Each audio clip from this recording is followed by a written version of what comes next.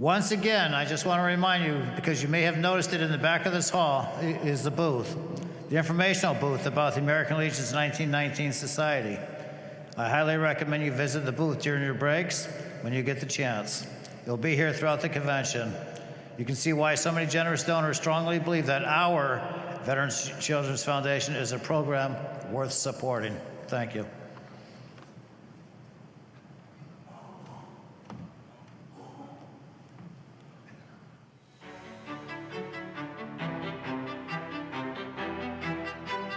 Well, it truly has been a fantastic year and everything. I can't really say that there's particular highlights because in our eyes and minds and everything, the whole year has truly been highlighted. You know, our overseas tours around the states and everything. When you sit back and you see the Legion family united, you know, in programs and events, including the disasters. When we had the opportunity to go into Florida, North Carolina, West Virginia, Tennessee, to see the areas of destruction and see the Legion family pulling together and working with the community and being an integral part of the community. The fires in California, you know, the same thing. It's just amazing, you know, the value of the American Legion family above and beyond the four pillars, you know. Truly shows what we're all about. To sit back and take part in celebrations, to take part in Be the One awareness, which has been very big for me this year, really driving the fact that it truly is a mission to save the life of a veteran, their child, and their spouse. And I've been carrying the message forward from my dear friend, past National Commander Dan Seehafer, of how the American Legion is all about changing lives and saving lives. But I've also been throwing in my own personal connection to it, you know, and that's utilizing our compassion, our heart, and our senses. To me, it was very important coming off the fall meetings when Butch and I changed our travel schedule to go into Florida right off the bat to see all the heavy destruction, because to me it was important to have the national face present out there to let them know that the American Legion truly does care. We care about our members, we care about our communities, we care about what's happening in America. The Army-Navy game, you know, this year was absolutely fantastic. The collaborations that we had, the being physically, you know, on the field, you know, to see the pre-game and everything, and it's physically on the field when the parachuters came down and that. But the opportunity that we had, the network with people, and I think one of my personal highlights out of the game, because we just passed the Elizabeth Dole Act a day or two beforehand, when Elizabeth Dole herself came up into our suite. You know, and I had the opportunity to actually speak with her for a few minutes and get a picture taken with her and that. Inauguration ball was, gala ball was absolutely fantastic. They have the opportunity to meet with a lot of the Medal of Honor recipients, to have conversations with them. So the gala ball was absolutely a big hit for the American Legion. We've testified almost 20 times already this year in different avenues, which is a huge change for the American Legion, because years gone by, we've averaged 4, maybe 5 times a year. And with the 119th Congress, we're up to almost 20 times already. And that says an awful lot about the American Legion. We're just out in Hillsdale College for the National Oratorical Contest and everything. For those who have never been out to the national contest before, I encourage you to take the time to go out there, because it truly was a fantastic contest. It was very, very close, you know, very competitive. But to actually get the opportunity to speak with our youth and the family members, you know, and how grateful they are for the American Legion in Wisconsin with the Wisconsin Police Academy and everything. Absolutely fantastic program. And I know a lot of our departments nationwide have such a program as well. And it's very encouraging for our youth and get the opportunity to speak with them. Yeah, with the overseas travels and everything, you know, you can see that the face and voice of America, you know, is very strong. And I myself, being the face and voice of the American Legion, you know, during the course of this year and everything, we kept our discussions within the scope and confinements of the American Legion, but you can sit back and see the true support and acknowledgments that we got overseas. I started the year off, we were in Quebec, Canada, you know, for AN events, and then later on the fall time, we went to Taipei, Taiwan, And I had the opportunity to meet with the brand new president over there. And I was told beforehand, he's only going to give us about 10 minutes of your time. So after we did our intros and our speeches, and then he chased the media out of the room, we were actually in the room for about a half hour. We had a very nice dialogue for about a half hour and everything. Then we went to Guam, and speaking with the general out there, he was very glad to hear and see that the American Legion truly does care about them and that we're out there to advocate on their behalf. The European tour, we ran into the same thing when we went over to Poland, Naples, Italy. We went over to Ramstein, Landstuhl, and then over to Berlin in Germany. And then we wrapped it up with Normandy and Paris, France, and that. But there is an awful lot going on overseas, and the overseas trips are definitely worth it.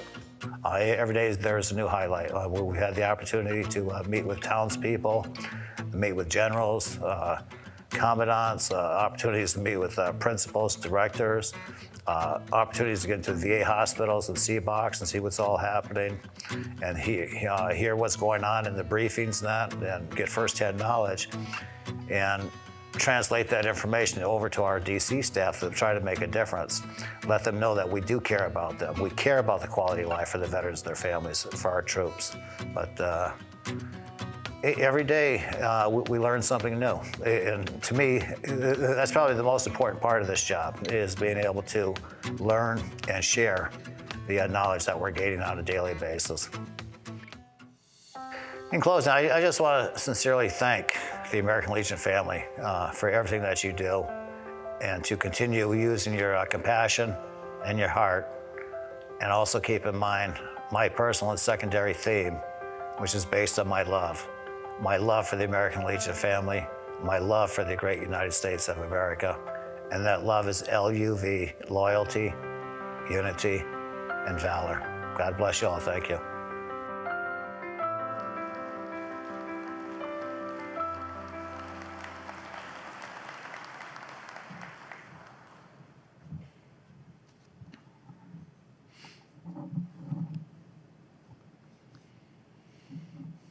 American Legion family, delegates, and guests, do you feel the love? By what I mean by love is our true loyalty, our unity, our value. From my standpoint, there is plenty of love in this hall today. Do you all feel it? Our love is shown through each of our 4 pillars. Love for our veterans, love for our troops, love for the youth of this nation, and of course, our love for this great country. Over the past year, I've traveled across our nation, meeting Legionnaires in large cities and small towns, at posts buzzing with activities and others rebuilding after adversity. What I've witnessed time and again is the unwavering devotion to service. Service to our veterans, to our communities, and to the ideals that define the United States of America. For you are the heart of this great organization. You are the ones that keep the promise we made to leave no veteran behind, to advocate tirelessly, and to stand as a powerful united voice for those who have served.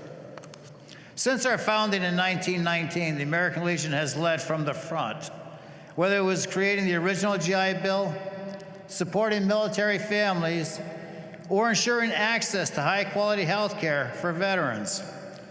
We have kept our commitment to America for more than 106 years now. But we also recognize that our legacy is not just viewed as something that we have done. It is judged by what we continue to do today. Every flag placed, every youth supported through our Veterans and Children Foundation, every service officer who helps a veteran navigate the VA system, these are not just tasks for us. They are acts of patriotism. They are acts of love. We face some monumental challenges today. Preventing suicide through our Be the One mission, the widening occurrence of veteran homelessness, transition support for post-9/11 veterans, and ensuring accountability at the VA, Complacency is not an option. Failure is not an option. There is simply too much at stake. According to a VA report, veterans ages 18 to 34 have a suicide rate 3 times higher. That's triple than those who have not served in the military. We must and we will break this trend.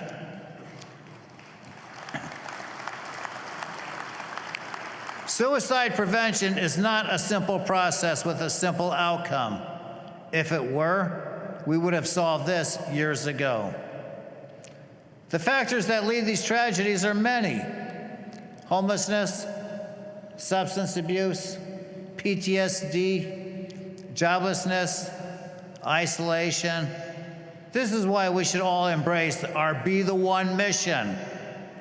We all have different backgrounds, circumstances, and experiences. We can all solve this together as long as we are one, with a common purpose, a common goal, and a common mission: to be the one, to save one. If you are not familiar with our Be the One resources, please visit BeTheOne.org. Let me be clear. The American Legion does not retreat from any challenge.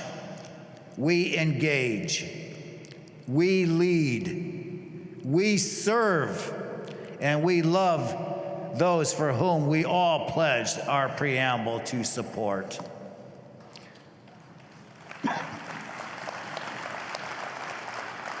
This year, we are not just celebrating what has been, we are laying the foundation for what is to come. We are expanding our digital presence. We are increasing our outreach to like-minded organizations and corporations. We are serving our communities, and we are preparing to celebrate the 250th anniversary of the greatest nation on earth. We don't have to just passively watch others celebrate America's 250. We can be a part of it. If you haven't signed up for our USA 250 Challenge, you can do that right here today, after our convention. This year, Long Initiative offers 3 categories: fitness, mental wellness, and community service. In an effort, it's an opportunity to engage with your fellow American Legion family members and friends. You can pick 1, 2, why not all 3 categories by participating in an activity of your choice. Proceeds raised during the 250 Challenge will go to our Veterans and Children's Foundation, a great cause with a great purpose. Just go to the Legion National website, legion.org/USA250, to find out all the details and to sign up.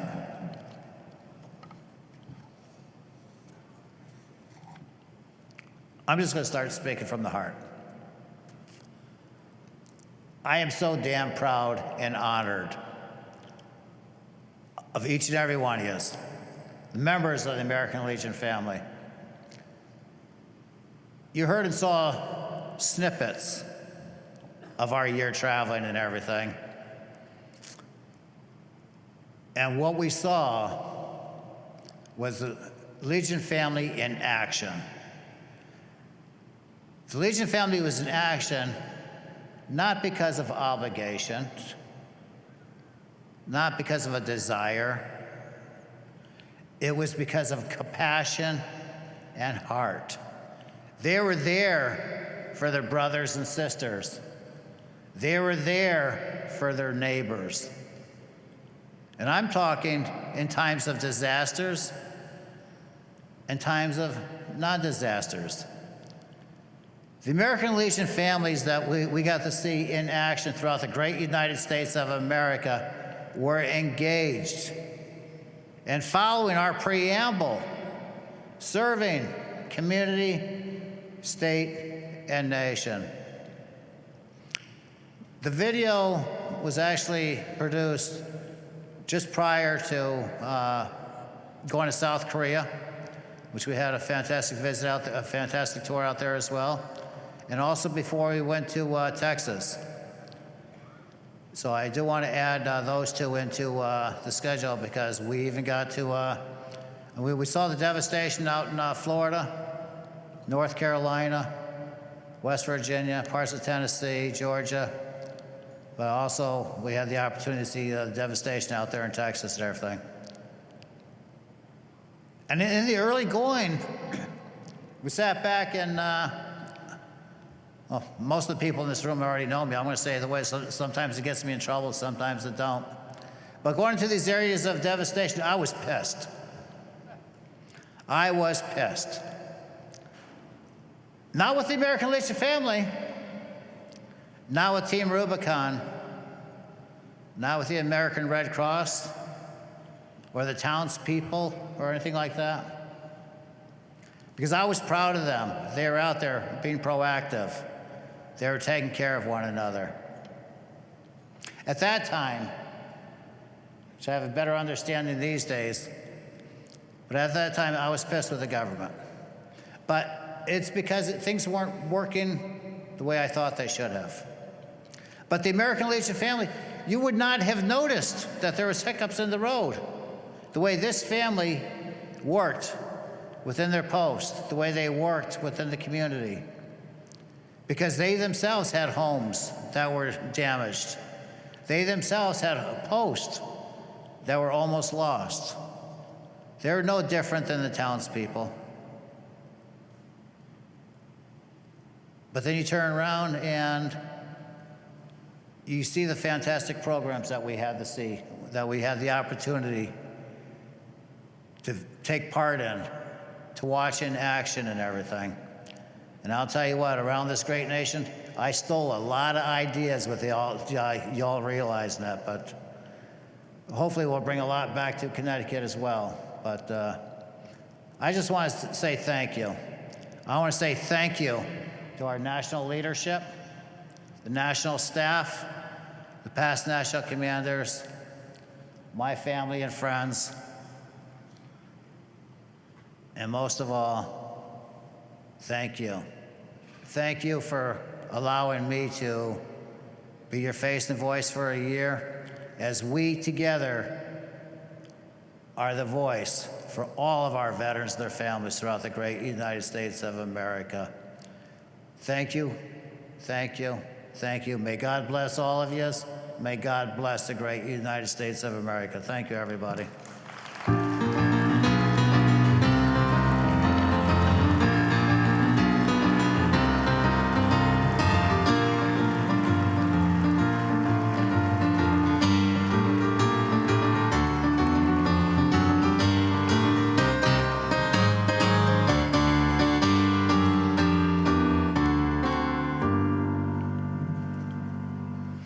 Don't worry, I'm not going to open up the report again. That was the end of it. But I do have a point of privilege to make. I would be remiss if I did not remember a man who lifted up everyone who knew him. He was a great Legionnaire and a great national commander. On April 13th, Miles S. Epling reported to Post Everlasting. Though Miles had already lost both legs while serving in combat as a Marine in Vietnam, he gave his heart to the American Legion. Please turn your attention to the monitors so we can hear the words of this outstanding American.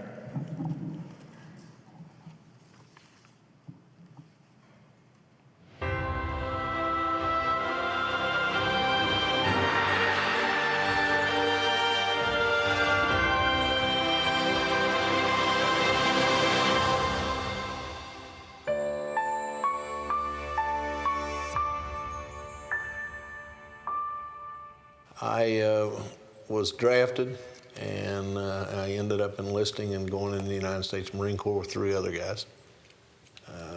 We had a choice when we went in to go to either San Diego or Paris Island, but we'd never been to the West Coast, so we chose San Diego. Basically went through basic training, which was the worst 13 weeks of my life, and then to ITR, and then 3 out of the 4 of us were shipped to Vietnam. I got in Vietnam in December of 1968, and I was wounded on March 15th of 69. We were on patrol, and we were hit with one of our 105 rounds that they blew up on us, and I lost both my legs. The initial blast killed 2 people and wounded 3 of us, and then I think there was 1 or 2 more wounded in the ambush before we got out of there.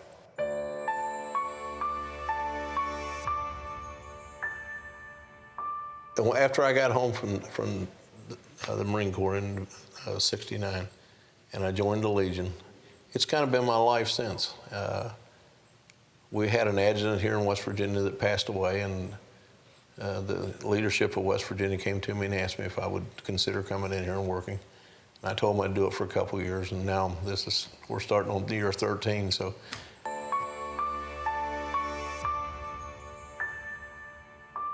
'88, I became the lead candidate, and in '89, I was elected national commander in Baltimore. Well, of course, the one big highlight is always, to get to go to the White House and go into the Oval Office, and I was lucky I got to do that twice during my term. But there's so many good things the year you're national commander. The people you get to meet, from state to state, and everybody treats you so good. And it's just a tremendous year. It's probably the best year of your life. I just totally enjoyed being the commander. The Berlin Wall went down the year I was national commander. That was really, really something to see. I think the greatest thing we did the year I was commander, and I already mentioned it, was getting the 3 million member goal. That was our goal from the beginning, is to make sure we carried on with the 3 million member theme, and we did. I think we had 3.2 or something like that. And I think that was the greatest thing we did that year.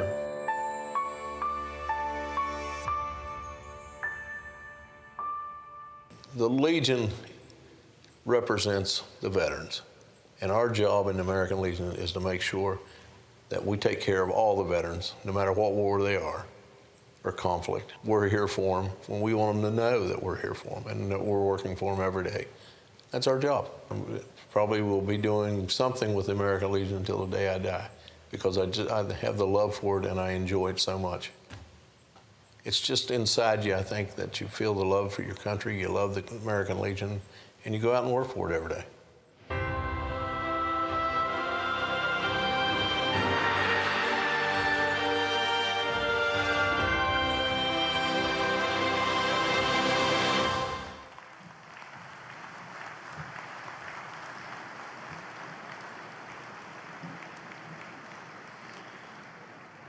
I now call to the podium past National Commander Daniel Ludwig of Minnesota to say a few words about past National Commander Epling.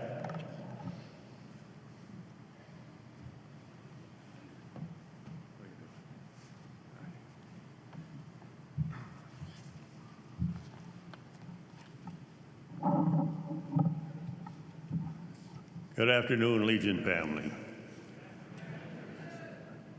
I'd like to now invite you to fondly remember Commander Miles Epling with me. Miles Epling could have chosen a lesser life. He could have felt sorry for himself and withdrawn from society. He could have turned his back on others, lamenting his own situation, but he did not. As the American Legion is based an American Legion is blessed because of that. As a young man with his life in front of him, Miles lost both legs after stepping on a landmine while on patrol in Vietnam. He was medically discharged from the United States Marine Corps in 1969, earning a Purple Heart. But instead of going home to West Virginia and wondering what if, he chose to continue his service to his nation and his fellow veterans through another outlet, the American Legion. Joining American Legion Post 23 in Point Pleasant, a membership he would hold until his death last April, Miles would work his way through various leadership positions of the organization that would become his passion. He was eventually elected department commander, alternate National Executive Committeeman, and then National Vice Commander. And then in Baltimore, 1989, 20 years after losing both legs, Miles was elected American Legion National Commander at an age of 39. He was just the second Vietnam veteran to be elected to the American Legion's highest office and the youngest from the Vietnam era to achieve that position. Think about it, 20 years after having his life completely changed within a matter of seconds, and you've gone on to accomplish what Miles did that day. It's inspiring. And it was courageous, because the position of American Legion National Commander carries with it a great deal of responsibility. Anyone who has served in that role can attest to that. It requires travel, typically to every state and across the world. Long hours, in and out of cars, planes, hotel rooms, not to mention attending the organization's national meetings. Miles did it, and while missing 2 legs, and he did it well. He was a staunch supporter of the constitutional amendment to protect the U.S. flag from physical desecration. Shortly before his election, the U.S. Supreme Court's ruling in Texas v. Johnson upheld the rights of protesters to burn the American flag.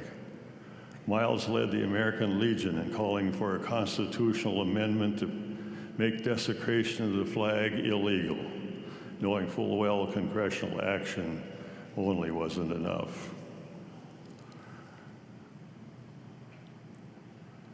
Miles said at the time, "I'm not ashamed to admit it.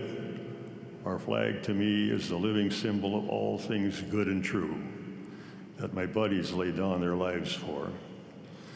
In life, they respected and loved what it stands for, and in death, it draped their caskets in honored glory and in memory of who they were, what they did, and why they did it.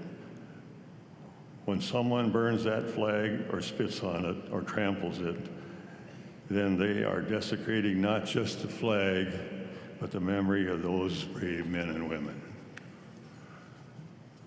Miles also saw a need for continued research in the effects of Agent Orange on his fellow Vietnam War veterans. Shortly after presenting Congress with the results from the landmark American Legion-sponsored independent study by Columbia University that established the effects of exposure to Agent Orange on Vietnam veterans, Miles urged the Centers for Disease Control to make studying health conditions related to Agent Orange a priority. Tens of thousands of Vietnam veterans are now suffering from those medical problems, Miles wrote to the CDC's Dr. William L. Roper. Thousands more wonder if their exposure to the deadly dioxin planted a ticking time bomb in their bodies, later to develop into disabling and even fatal disease. Some of those veterans or their children have already died, he said. All of them are waiting on our government to give them the benefit of the doubt with favorable findings leading to adequate compensation. It was under Miles' watch and following the devastation caused by Hurricane Hugo and the earthquake in San Francisco that the Legion's National Executive Committee authorized the creation of what is now the National Emergency Fund, or the NEF. By the 1990 National Convention at the end of Miles' year in Indianapolis, more than $500,000 had been raised for the fund. Since then, the National Emergency Fund has delivered over $10 million in aid to Legionnaires and their families, helping to prevent post-closures and supporting recovery efforts. I know the true value of that fund, I've seen it up close. 8 years after the NEF's inception, my own state of Minnesota was ravaged by the floods from the Red River and the Minnesota rivers, causing public infrastructure damage of approximately $300 million. $1 million from the NEF was provided to Legionnaires and American Legion posts in Minnesota's Red River Valley. It made a difference. And even after his year as national commander was over, Miles continued to make a difference. He served on various commissions and committees, and in 2002, he was appointed adjutant of the American Legion Department of West Virginia, a position he held until retiring in 2024. He was also dedicated to local government, serving as Mason County Circuit Clerk, Magistrate, and Commissioner. Miles leaves behind 2 sons, 5 grandchildren, and 2 great-grandchildren. Last spring, I was asked to share my personal thoughts about Miles as a member of the Legion's Media and Communications Division. And one of the ways I described him was he was a pretty special fella. Today, I still think that sums him up pretty well. He was special, and the American Legion is better for it. So Miles, my buddy, rest in peace. Your duty is done. Thank you.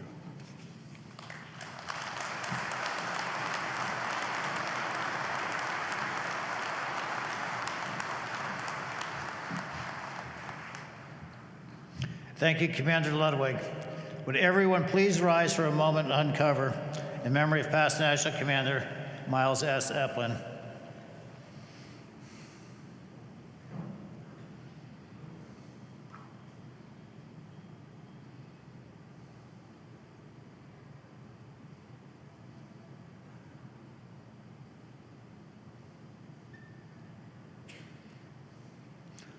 Thank you and God bless.